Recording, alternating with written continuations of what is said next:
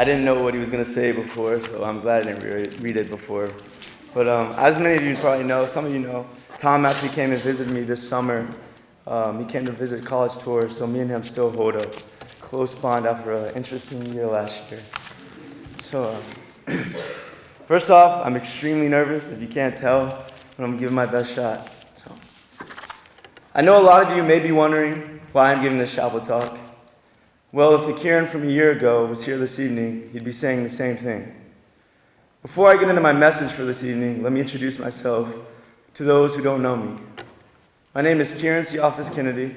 I'm an 18-year-old biracial young man. I live with my mother, father, brother, and 2 dogs.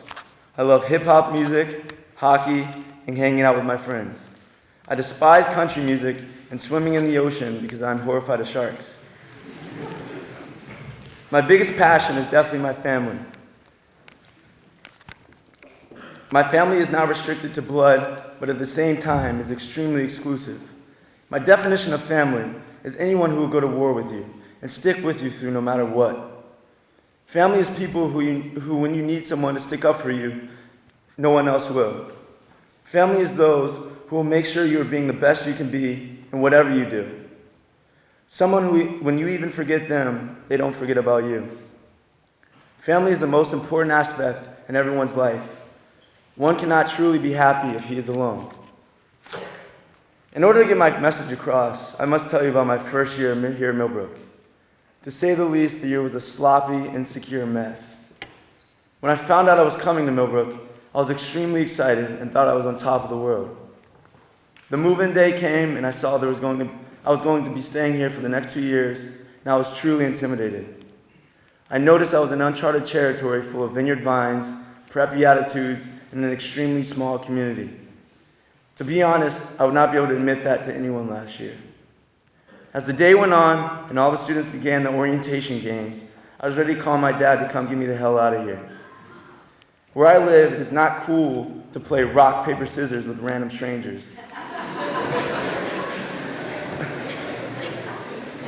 So my closed mind found it hard to interact with others in a game that I found childish, which I now realize was the whole point of it. As the weeks went on, I began to develop an ego that I never had. I would act as if I was above everyone, especially if you were not the type of person that I'm used to hanging around with. Normally, it is very easy for me to talk to anyone, no matter their race, sexuality, etc. But last year, I would be friendly with people at some times and then disrespect them at others. I would start a conversation with a kid, and who I noticed was quiet and not really interacting with kids. The next day, make fun of a kid for doing something that I thought was dumb or stupid. I was struggling to follow basic dorm rules and could not figure out how to handle myself here. All my actions led me to become very angry and feel sorry for myself. I began to fall behind in school and got lazy with my studies. I was just giving up on everything. And I was not enjoying my time here because I could not seem to figure out how to carry myself and realize the opportunity that I had. All my actions led me to become angry, and I felt sorry for myself, which is the worst thing I could have done. My emotions led me to put myself in a situation where I got an academic strike. After this first situation, most people may have learned their lesson after this mistake, but not me. I told everyone, including my own parents, that I would not make the same mistake and change how I was going to carry out my life here at Millbrook. Yet another lie I told myself last year. I continued to disrespect teachers and students, and I was not fully enjoying my time here. I honestly just wanted to go home. The hardest thing I had to experience last year was when my friend from Maryland was severely injured. I remember I was walking back from D block to F block and got a phone call that my friend was in an accident. When I heard the news, I broke down in tears. I've known this person for 6 years and is one of the few people I call my brother. My friends and I back home are so close. We make sure that nothing happens to each other. So I felt responsible for my friend's injury. I went to class with the weight of the world on my shoulders. I could not even look at anybody.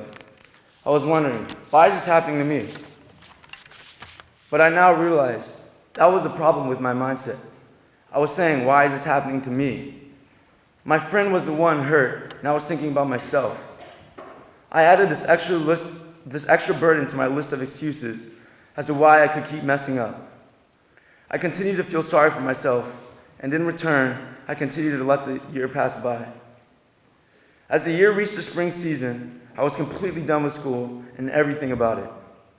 Then came my biggest mistake of the year. I was struggling yet again, and I was being too lazy to buckle down and study harder to work to learn the material. The result, I cheated again, causing more heartbreak for everyone who had trusted me. The timing could not have been any worse. I was called into Miss Clark's office the day my mom came up to take me to a tournament for the weekend. Take the time to realize what just happened. My mom drove 5.5 hours to take me, someone whose trust I had constantly broken throughout the year, to a hockey tournament.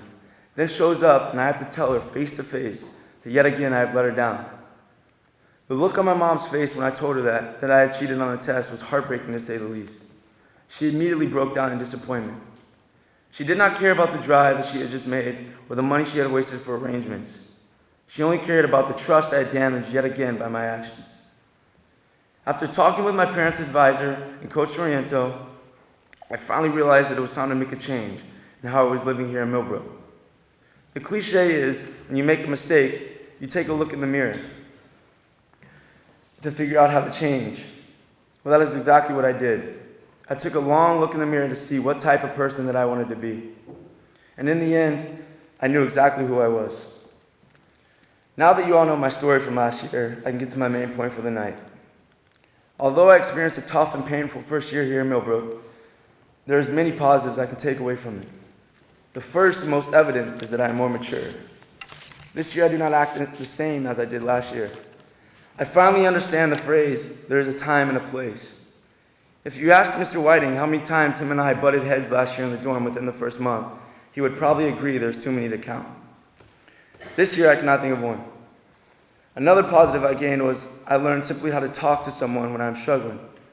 Last year I would keep everything in and refuse to admit I was struggling. If you ask Ms. Bergstead the amount of questions and how many times I've pestered her already this year in order to help with my math, she would also agree there are too many to count. Jay-Z said in one of his songs, "Closed mouths don't get fed." Now this simple phrase has powerful meaning. You cannot advance in life without building connections and talking with people. Excuse me. It may be difficult, but you have to talk to people in order to get a better understanding of society, culture, and the world in general. If you stay quiet, then you will not experience life the way you wish to experience it. My most important and strongest lesson I learned from last year is how to bounce back. What I mean by this is, the mistake you make is not as near as important as how you respond from it. How you respond to a mistake is what really shows what you are made of. The mistakes I made are done and over with. I cannot change the past, and quite frankly, I do not want to. This past year made me into the person I am now. Not a perfect person, but someone who is striving to do better. So I ask all of you to use my story as an example of what happens when you believe yourself to be better than others more than you truly believe in yourself. The journey is more important than the end. Even if you fail, which you will, if you gave everything you had to make the decisions you truly love, then you will have nothing to be ashamed of.